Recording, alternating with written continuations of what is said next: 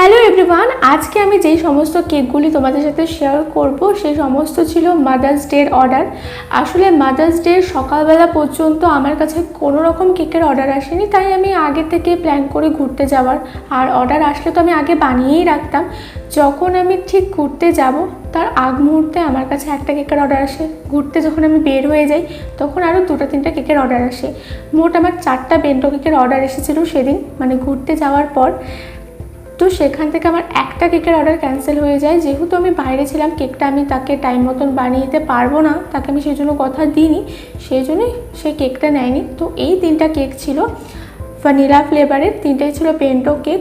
আর ডিজাইনগুলো আমাকে যারা যে বোনগুলো অর্ডার করছিলো তারাই বলে দেয়। আর আমি তো মানে ঘোরার থেকে এসে নিয়ে ফটাফট করে কেকগুলো বানিয়েছিলাম প্রত্যেক কটাই।